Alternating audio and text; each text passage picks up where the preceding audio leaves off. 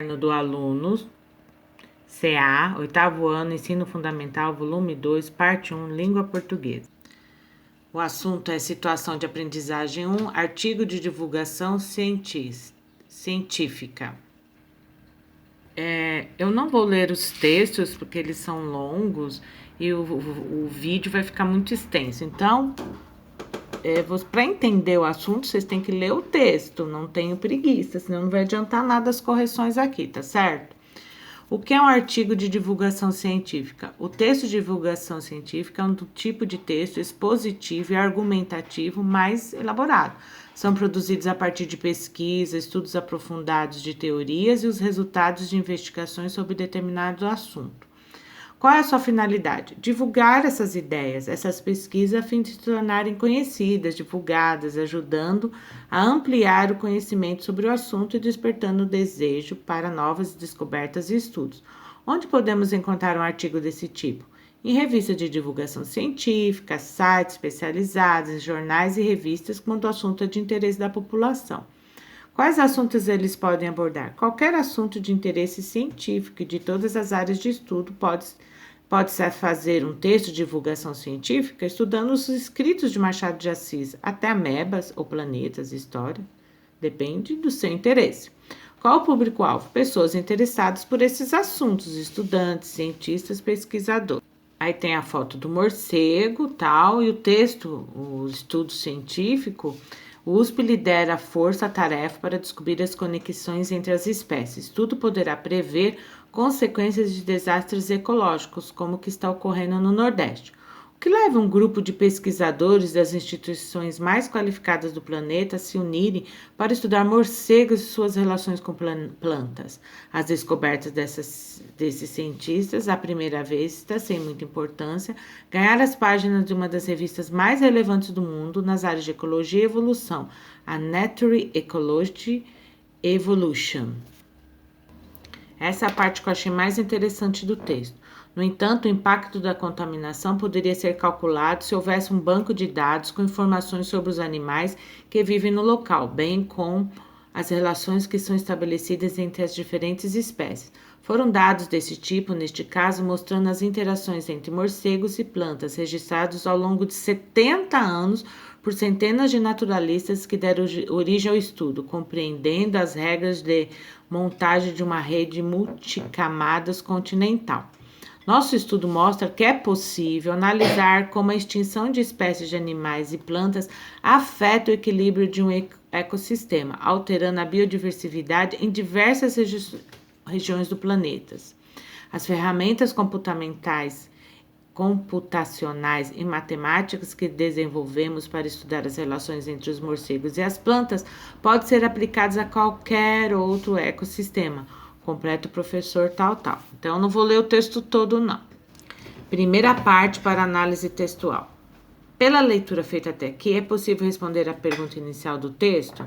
O que leva um grupo de pesquisadores das instituições mais qualificadas do planeta a se unirem para estudar morcegos e suas relações? Eles querem, na verdade, descobrir o que pode ser previsto se ocorrer algum acidente ecológico. Quanto à pesquisa, o que dizem os professores Marcos e Francisco Rodrigues? Aí era para grifar e eu copiei. O professor Marcos disse que o estudo mostra que é possível analisar como a extinção de espécies de animais e plantas afeta o equilíbrio de um ecossistema, alterando a biodiversidade em diversas regiões do planeta. E o professor Francisco Rodrigues disse que as ferramentas computacionais e matemáticas que desenvolvemos para estudar as relações entre os morcegos e as plantas podem ser aplicadas a qualquer outro ecossistema. Na segunda parte, eles grifaram trechos das falas das pessoas e colocaram entre aspas, com efeito dos aspectos, tal. Escreve o jornalista José Reinaldo Lopes, fecha aspas. O jornalista conta, tal, aí eles colocam a fala dele direto, o que ele realmente disse, entre aspas. E aqui, o mapeamento, esse é o 2, é o terceiro, é a fala ainda do Lopes, eles colocam entre aspas, tá? Aí, mais uma, entre aspas, o que ele falou, tal, fecha aspas, adiciona Rodrigues. Vamos lá. No último trecho grifado, eles não colocam aspas. Ele fala, o segundo Rodrigues, análise de textos, tal, eles colocam a fala da pessoa resumida, com alguma modificaçãozinha, mas sem tirar o sentido do texto, e não coloca aspas. O que quer dizer? Os trechos em destaque são exemplos de citações. Quando a pessoa fala, escreve, copia exatamente como a pessoa disse. Compare-as e diga o que elas têm em comum. O que tem em comum aqueles textos entre aspas? São utilizadas aspas, são as falas diretas das pessoas, mas no último está escrita a palavra segunda. No último é diferente, não tem aspas, que eu mostrei.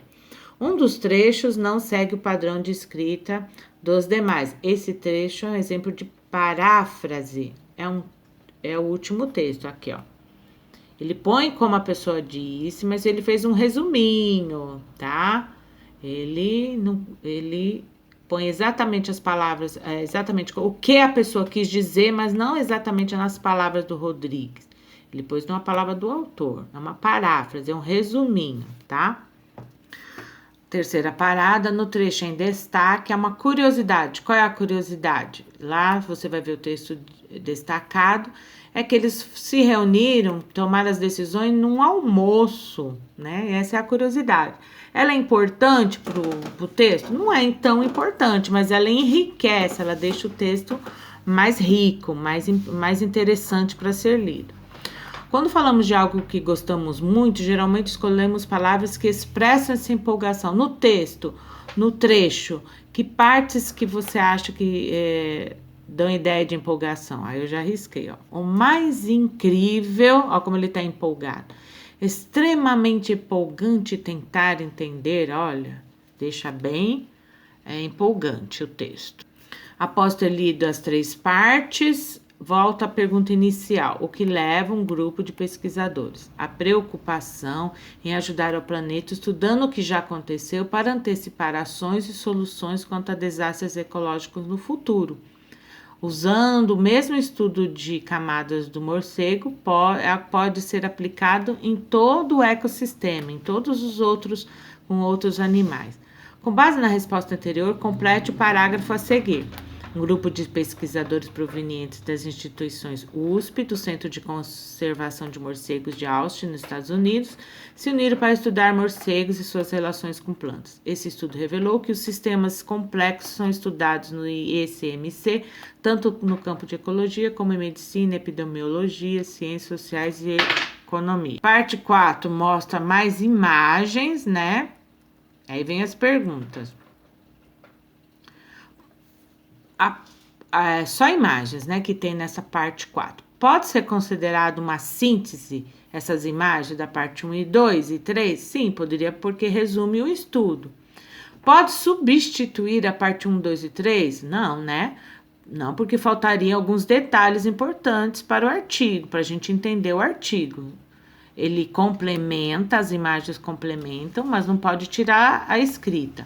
Seria compreendido com sucesso se não tivesse as imagens? O estudo seria completo com sucesso? Não, as imagens complementam muito bem o estudo, tá? Seria então não, porque as imagens complementam o entendimento do texto. Você já leu atividade 3, textos como este? É uma resposta pessoal. Em qual área de conhecimento ele predomina? Ciências biológicas, ou tecnologia, ecologia? Qual o tema abordado no texto? A possibilidade de prevenção de desastres ecológicos através de análise de bancos de dados sobre as espécies em rede. Você sentiu dificuldade? Indica o item que melhor traduz a finalidade do texto estudado. Vamos ver. É a C, expor um conteúdo de natureza científica.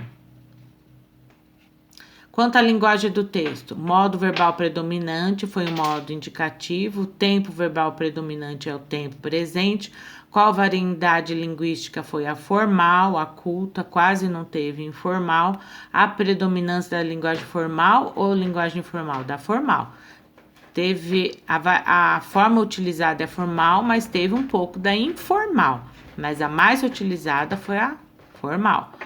A linguagem utilizada é adequada à situação de comunicação? Verifique onde o artigo foi publicado. Sim, porque o artigo foi publicado no jornal da USP Online. Então, não pode escrever de forma informal, com erros gramaticais. Tem que predominar formal nesse tipo de contexto.